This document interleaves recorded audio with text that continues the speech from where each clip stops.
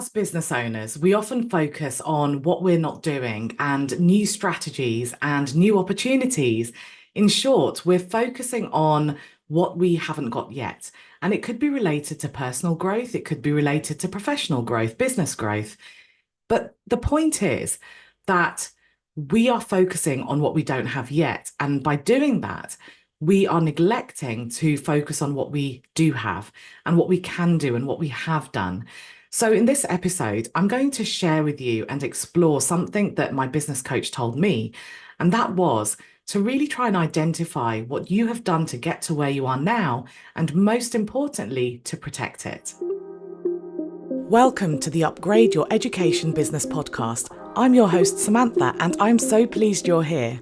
As an education business owner myself and a former teacher, I understand the nuances that only apply to us.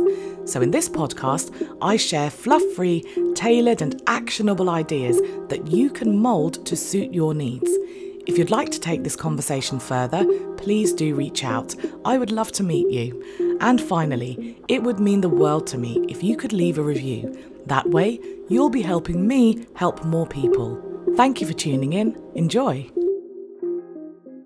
So instead of me layering on top of what you already do and adding to your to-do list, let's dive into what you already do so well so that we can protect it. A concept that really made me think of this was a conversation I had with a one-to-one client just last week. We were having our initial conversation where we set our big goal.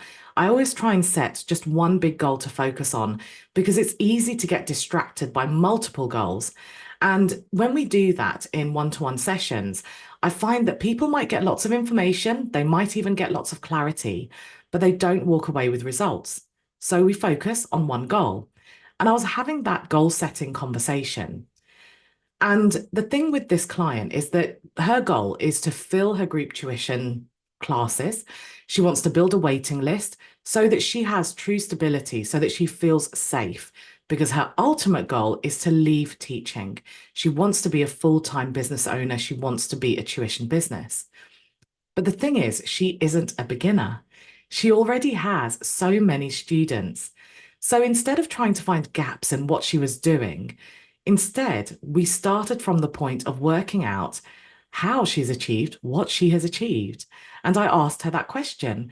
Let's list all the ways that you have attracted students so far so that we can identify what's already working instead of trying to add more strategies to that. The thing I really love about setting targets from this place is that it means that you can be really ambitious, but you know that's totally doable.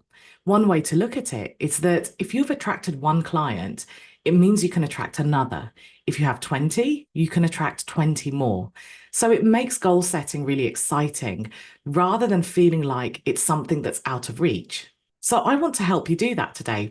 Instead of chasing these new strategies, I want you to identify what really works. And a question that you could start with is, why do you do what you do?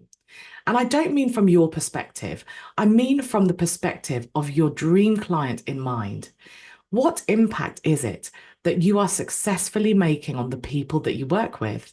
And if you haven't started your business yet, or if you're in the very early stages, then ask yourself, what impact do I want to make? Now, I know that these are really broad questions and they can be difficult to navigate. So to help you, I'll give you an example based on my situation. But I will say, don't use this as a template. Instead, just use it to generate some ideas of your own. If I were to crystallize the impact that I make and that I want to continue making, it would be this. I want to help people change their narratives. If someone feels afraid, I want to be able to help them alleviate that fear. I want to empower them to come from a position of strength, not fear. If someone is lacking in confidence or self-belief, I want to embed that in the work that I do with them. So you get the picture. Think about the impact that you want to make or that you already make. Now, when you've identified some of these amazing things that you're achieving, ask yourself and think about it from a business angle. What have you been doing that has successfully attracted those customers to you? Specifically, what has attracted your perfect client to you? Those people who are really receptive to how you work and that impact that you make. And again, if you're at those beginning stages, try mind mapping all the things that you could do and you could say to attract that dream client.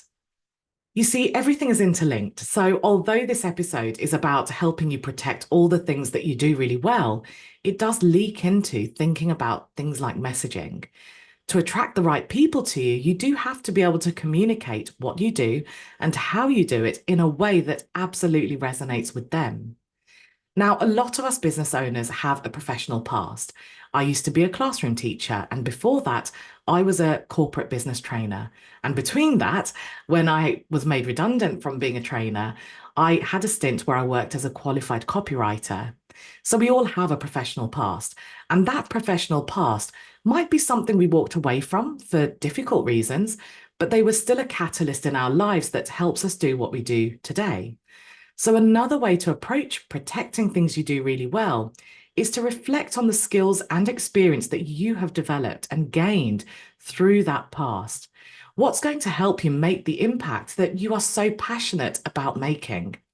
When I think about my past, I pretty much lived my whole adult life in fear. I say whole adult life, I'm still an adult, but you know what I mean. I've spent a lot of time feeling afraid despite knowing from a very early age that being a business owner was absolutely the right thing for me, I was afraid of it because I grew up with that narrative that it was unstable. So I took what I considered the safer route. I ran a business for a very long time whilst working full time for an employer. But in 2017, when I left the classroom, since when I've been a full time business owner, the journey has really helped me change my narrative. And professionally and personally, I'm in the best place I've ever been in. And you'll notice if you've been listening to this a while or if you work with me, I rarely talk about money from the perspective of sharing my bottom line or sharing the kind of revenue that my clients achieve from working with me. Because to me, that's actually underpinned by how we all have had to work hard to change our narratives. To me, that's the success, that's the win that I am most proud of us for.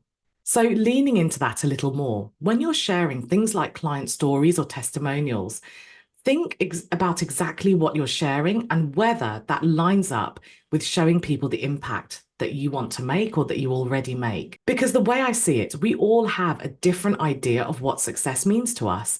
So we have to think about what kind of success story will really connect with our dream client. I know that some people will choose to work with someone else instead of me because they might talk about things like how few hours they work and how much money they earn, and that message might attract their dream client. There's nothing wrong with that message. It's just not the message that's important to me. And so the people that I work with are attracted to thinking bigger and differently while taking the small actions that lead to incremental progress. So, how do you differentiate yourself from people who offer something similar to you? How do you attract your dream clients? Once you can really pinpoint that, you can keep doing what you already do so well. So, circling back to the core focus of this episode, one of the most powerful business strategies we can implement is recognizing what works and protecting it, recognizing what we do well and keep doing it. And we can only do that if we couple it with forward thinking and being reflective at the same time. So, on that note, let's do the easy task. If you already have clients, how did you get them? Maybe they found you through a particular social media profile and dropped you a message. Maybe there's a particular Facebook group that you get a lot of inquiries through. Perhaps it came through word of mouth. Maybe it's through all of the above and more. So, although I'm sure you're still doing those things that have worked for you, I bet you're also doing more. So, this is the perfect chance to audit everything you're doing to attract clients to move you closer to whichever goal you're focused on. And when you do this audit, be honest about what kind of traction and results you're getting through all of those different methods that you're using. Here's why this is really useful. Although there are many things that could work, do you really want to rely on crossing your fingers and hoping for luck? Or do you want to guarantee results or come somewhere close? I bet it's the latter. So with this exercise, you can do two things. You can drop or pause the activities that aren't really working for you or don't feel worth it from the effort versus results ratio. And secondly, this releases time. So the second thing you can do is optimize the things that are working. You can do more of it and you can do it even better. So let's say your clients love recommending you to other people. What else could you do to encourage them to do this more? Could you simply remind them every now and again? Are there incentives you could offer to make it worth their while? Are there little personal touches that you can add when you're thanking them for recommending you? Are you intentionally finding out who exactly recommended you to a new client? That's just one example, but I want it to trigger ideas of how you can choose that one thing that you do really well and improve how you do it so that you can get bigger and better results. So this is a really positive way to work towards your goals because you're protecting all the things that you're already doing that brings you results instead of solely focusing on new ways. New ways are great. It's a good idea to keep your eye on what's happening around you because things do change. For instance, let's say I wanted an influx of new tuition students. I set up a Facebook page and I just posted content on there. Well, when I first started 7 years ago, that worked. But the reality is that that wouldn't work now because the landscape has changed. So when you do this exercise of reflection, take context into consideration, analyze why what you did worked, and decide if it's still likely to work. If I went down that Facebook page strategy again, like I did at the beginning, instead of just setting one up and posting content and expecting inquiries to come through, I would have to think about how I can actually boost my visibility and build rapport with people on Facebook. That would be coupled with my original strategy because I know that fundamentally that does work.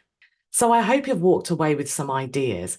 If you're at the very beginning of your journey and you don't have a lot of experience to draw on, think about past scenarios where you've been in similar situations. So it may not be a business situation, but it might be a scenario where you had a challenge and you overcame it. And think about what you did to overcome it and see whether you can map that to your current situation. So as always, thank you for spending your time with me, and you'll hear from me on Wednesday for a short soundbite. Would you like to take this discussion further? Perhaps you have some questions or you'd like more ideas on tailoring your business. If so, book a free discovery call through the link in the show notes.